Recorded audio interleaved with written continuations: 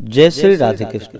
आप सभी का हमारे YouTube चैनल पे बहुत बहुत स्वागत है। आइए जानते हैं वर्ष 2023 की मकर संक्रांति। तो जानेंगे मकर संक्रांति के शुभ मुहूर्त के बारे में और मकर संक्रांति के दिन किन वस्तुओं का दान करना चाहिए, मकर संक्रांति के दिन विशेष करके किन कार्यों को करना चाहिए और नहीं करना चाहिए। तो जानेंगे इन सबों के बारे में। आप सभी भक्तों को मकर संक्रांति की ढेर सारी शुभकामनाएं। आप सभी के जीवन में भगवान सूर्य देव की कृपा से आप सभी को सभी प्रकार के सुख और समृद्धि की प्राप्ति हो। मकर संक्रांति जो कि हिंदुओं का प्रमुख त्योहार माना जाता है। संक्रांति जो कि पूरे भारत और नेपाल में किसी न किसी रूप में मनाया जाता है। भगवान सूर्य जब मकर राशि में प्रवेश करते हैं तभी इस पर्व को धूमधाम के साथ मनाया जाता है। यह त्योहार विशेष करके जनवरी के 14वें या 15वें दिन ही पड़ता है, क्योंकि इस दिन सूर्य धनु राशि को छोड़कर मकर राशि में प्रवेश करते हैं। मकर संक्रांति के दिन से ही सूर्य की उत्तरायण गति प्रारंभ हो जाती है, इसलिए इस पर्व को कहीं कहीं उत्तरायणी भी कहते हैं। तमिलनाडु में इसे पोंगल के नाम से मनाया जाता है, जबकि कर्नाटक, केरल तथा आंध्र प्रदेश में इसे केवल संक्रांति ही कहते हैं। भारत देश उत्तरी गोलार्ध में स्थित है। मकर संक्रांति से पहले सूर्य दक्षिणी गोलार्ध में होते हैं, अर्थात भारत से अपेक्षाकृत अधिक दूर होता है। इसी कारण यहाँ पर रातें बड़ी एवं दिन छोटे होते हैं तथा सर्दी का मौसम है। किंतु मकर संक्रांति से सूर्य उत्तरी गोलार्ध की ओर आना शुरू हो जाते हैं, अतएव इस दिन से रातें छोटी एवं दिन बड़े होने लगते हैं तथा गर्मी का मौसम भी शुरू हो जाता है। दिन बड़ा होने से प्रकाश अधिक होता है तथा रात्रि छोटी होने पर अंधकार कम होता है। इस कारण से सूर्य जब मकर राशि में प्रवेश करते हैं तो यहाँ से उत्तरायण गति आरंभ होता है, और उत्तरायण जो कि देवताओं का दिन माना गया है और दैत्यों की रात्रि मानी गई है। 6 महीनों के लिए सूर्य जो कि दक्षिणायन होते हैं और 6 महीनों के लिए सूर्य उत्तरायण होते हैं। जब भी सूर्य मकर राशि में प्रवेश करते हैं, यहाँ से उत्तरायण होते हैं, तभी देवताओं का दिन माना जाता है और यही संक्रांति का समय होता है। और इस दिन का किया गया स्नान, दान, जप, तप, होम, पूजन पाठ आदि का कार्य यह अनंत गुना पुण्य फलदायी माना गया है। इस दिन जो कि देवता भी उतर करके प्रयाग में स्नान करते हैं। ऐसी भी मान्यता है कि इस दिन भगवान भास्कर, भगवान सूर्य अपने पुत्र शनि से मिलने स्वयं उनके घर जाते हैं। चूंकि शनिदेव मकर राशि के स्वामी हैं, अतः इस दिन मकर संक्रांति के नाम से इसे जाना जाता है। महाभारत काल में भीष्म पितामह ने अपनी देह त्यागने के लिए मकर संक्रांति का ही चयन किया था, क्योंकि उससे पहले सूर्य दक्षिणायन थे और जब सूर्य उत्तरायण हुए तभी जाकर के उन्होंने अपने प्राणों को त्यागा। और यह भी कहा जाता है कि मकर संक्रांति के दिन ही गंगा जी जो कि भागीरथ के पीछे पीछे चलकर कपिल मुनि के आश्रम से होती हुई सागर में जाकर मिली थी। उत्तर भारत में इसे मकर संक्रांति, पंजाब हरियाणा में लोहड़ी, असम में बिहू, दक्षिण भारत में पोंगल के नाम से जाना जाता है।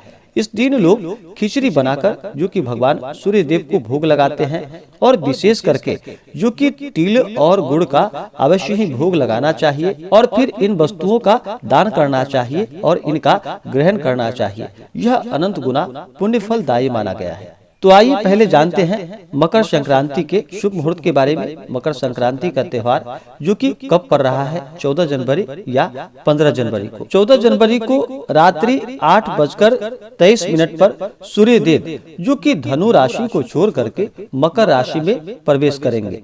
यह समय जो कि सनातन पंचांग के अनुसार है और वाराणसी ऋषिकेश पंचांग के अनुसार सूर्य मकर राशि में प्रवेश करेंगे, जो कि 14 जनवरी 2023 दिन शनिवार को रात्रि 3:01 पे सूर्य मकर राशि में प्रवेश करेंगे।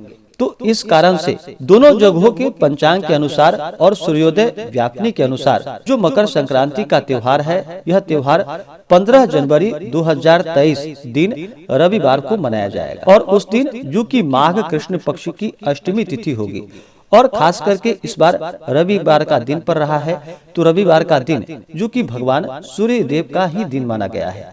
और इस दिन विशेष करके जो कि मकर संक्रांति के दिन भगवान सूर्य देव का पूजन किया जाता है, भगवान मधुसूदन का पूजन किया जाता है।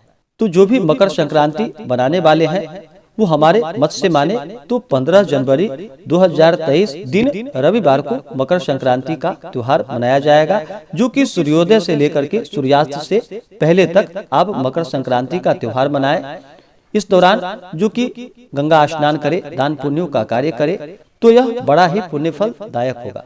मकर संक्रांति के दिन इस दिन चाहिए कि इस दिन सुबह उठ करके नित्य क्रियाओं से निवृत्त हो करके इस दिन विशेष करके खास करके माघ का महीना है, तो माघ के महीने में जो कि गंगा स्नान का और प्रयाग में स्नान का बड़ा ही विशेष महत्व माना गया है। यह अश्वमेध यज्ञों के फलों को समान पुण्य फल प्रदान करने वाली है। तो माघ स्नान का वैसे ही बड़ा विशेष महत्व है, तो खास करके मकर संक्रांति के दिन यानी कि 15 जनवरी को गंगा स्नान करना चाहिए, तीर्थों में जाकर के स्नान करना चाहिए।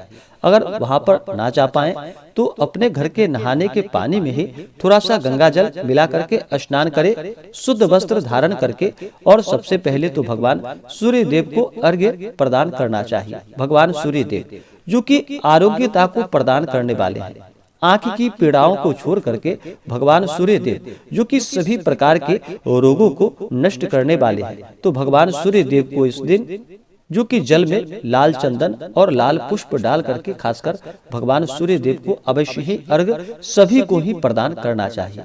यह अनंत गुना पुण्य फलदायी होगा। और जब भी आप भगवान सूर्य देव को अर्घ्य प्रदान करते हैं तो अर्घ्य किसी ऐसे पात्र में देना चाहिए जहां पर कि अर्घ्य के जलों का छींट आपके पैरों के ऊपर बिल्कुल भी नहीं पड़नी चाहिए। तो इस बात का ध्यान रखें। और भगवान सूर्य देव को अर्घ्य देते समय आप चाहें तो इन मंत्रों का उच्चारण करें।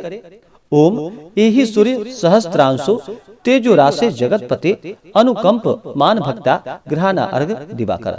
इन मंत्रों के द्वारा भगवान सूर्य देव को अर्घ्य प्रदान करे, या ओम श्री सूर्य देवाय नमः, या श्री भास्कराय नमः, श्री दिवाकराय नमः आदि मंत्रों का उच्चारण करते हुए आप भगवान सूर्य देव को अर्घ्य प्रदान करें तो बड़ा ही पुण्य फलदायी होगा। अर्घ्य देने के बाद फिर भगवान सूर्य देव का और भगवान मधुसूदन का जो कि पूरे विधि विधान के साथ पूजन करना चाहिए।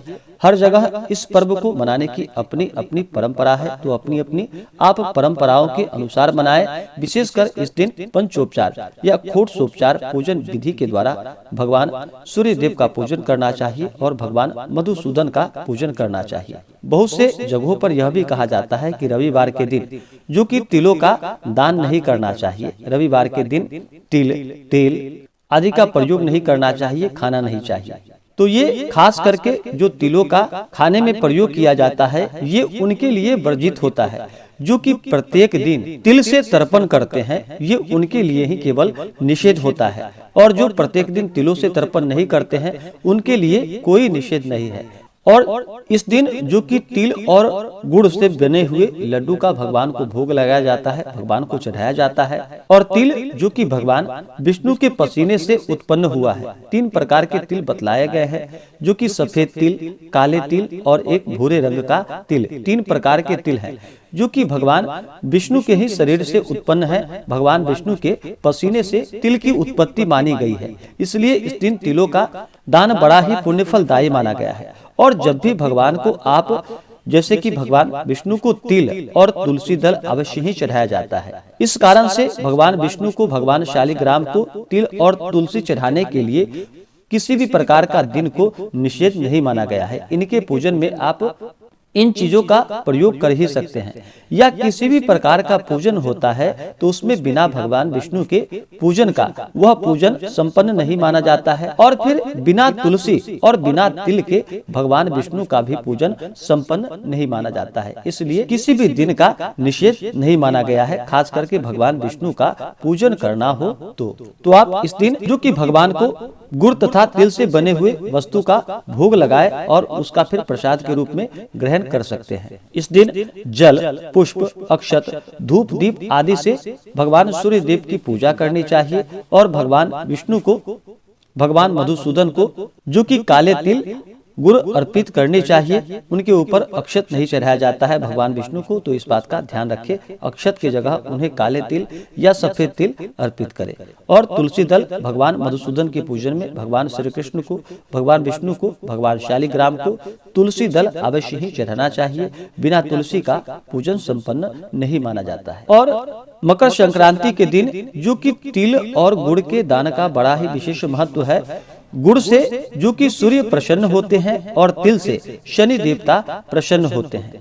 अगर आप मकर संक्रांति के दिन गुड़ का दान करते हैं, इससे भगवान सूर्य देव प्रसन्न होते हैं और इससे जो कि पदोन्नति की प्राप्ति होती है, उच्च पद की प्राप्ति होती है, मान सम्मान की प्राप्ति होती है, राजकीय प्रतिष्ठा की प्राप्ति होती है।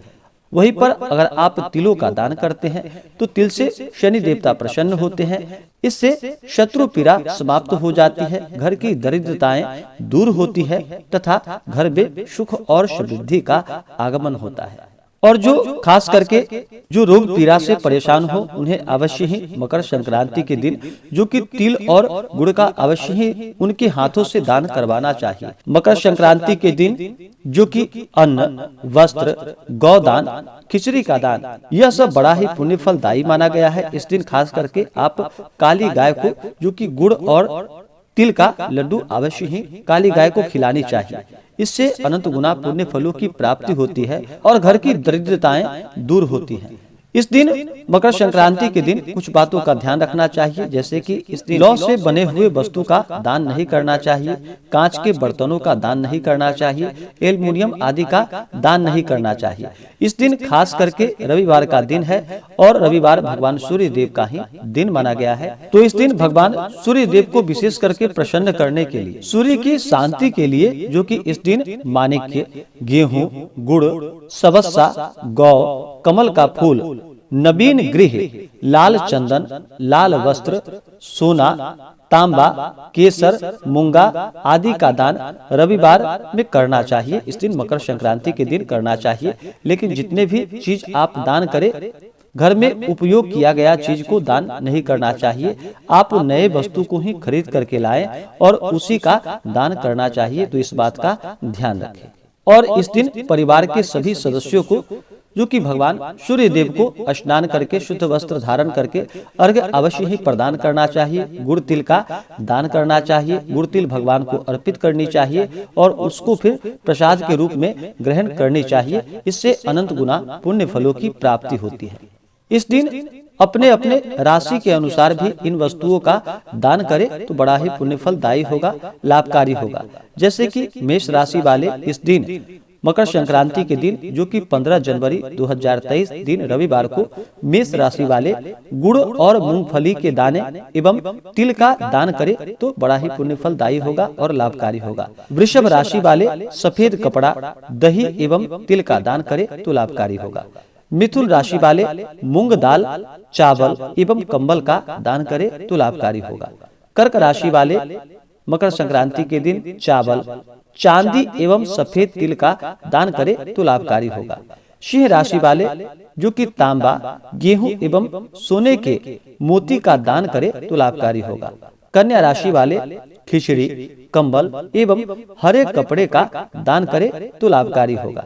लेकिन हरे कपड़े जब आप दें तो यह नए वस्त्र होने चाहिए। घर के पुराने वस्त्रों को दान नहीं करना चाहिए। आप उसी दिन बाजार से खरीद करके लाएं, तभी उन चीजों का दान करें। ऐसे दान नहीं करनी चाहिए।